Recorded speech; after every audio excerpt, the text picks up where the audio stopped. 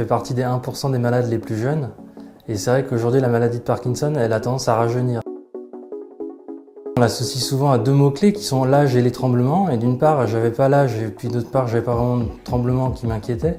Donc c'est vrai que c'est quelque chose que j'avais pas imaginé du tout. Un peu avant mes 30 ans, j'ai commencé à avoir des petites modifications dans mes mouvements que j'ai pas interprété tout de suite comme des symptômes vraiment, jusqu'à ce qu'on me fasse remarquer plusieurs fois de suite que j'avais les mouvements qui s'étaient un peu ralentis. Et puis j'avais comme une espèce de pince qui se formait avec la main gauche, qui était toujours là depuis plusieurs mois. Et donc c'était vraiment ça les signes d'appel qui m'ont amené à consulter, à faire attention à ce qui se passait.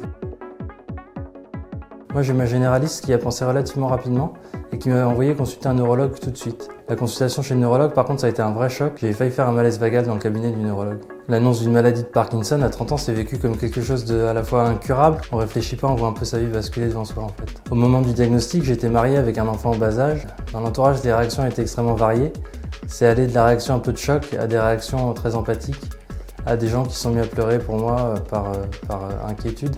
Et donc on passe par toutes les étapes que connaissent les malades chroniques à qui on annonce une maladie incurable.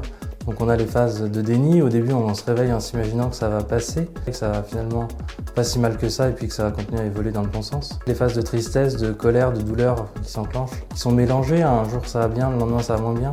Et ça prend vraiment plusieurs années avant d'arriver à être apaisé avec le diagnostic.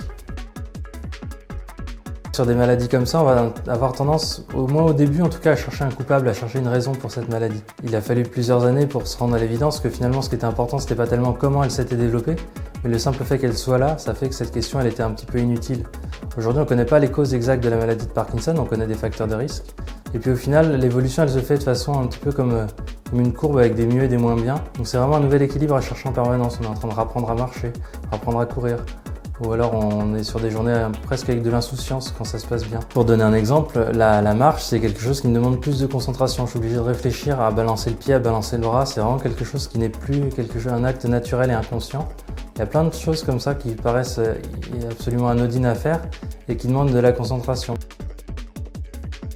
Le premier défi sportif que je me suis lancé, ça a été vraiment dans le but de financer un traitement expérimental. Et ça a été de remonter 150 km de Loire à contre-courant sur un kayak, avec un financement participatif adossé. Le médicament qu'on développe, c'est une combinaison de deux antidiabétiques qui n'avait pas été indiquée pour la maladie de Parkinson. Il a été testé avec succès sur des cultures de neurones en montrant qu'il les protégeait contre la dégradation et chez des animaux avec une preuve de concept qui a été faite chez le rat qui montre qu'on est capable en 15 jours d'améliorer le phénotype, donc les tests comportementaux chez le rat. La prochaine étape, c'est la preuve de concept chez l'homme pour 2026. Aujourd'hui, j'ai à la fois accepté que la maladie elle évolue avec la perspective de la dépendance physique. Et en même temps, je me dis que d'ici à ce que la dépendance physique soit installée, la médecine aura tellement eu le temps d'évoluer que ça ne sert à rien de se projeter vers le futur avec des questions, avec de l'espoir ou au contraire du désespoir. Donc je profite de ce que j'ai aujourd'hui et de se dire aujourd'hui je suis capable de marcher, je suis capable de m'habiller et c'est peut-être ça qui est important à vivre.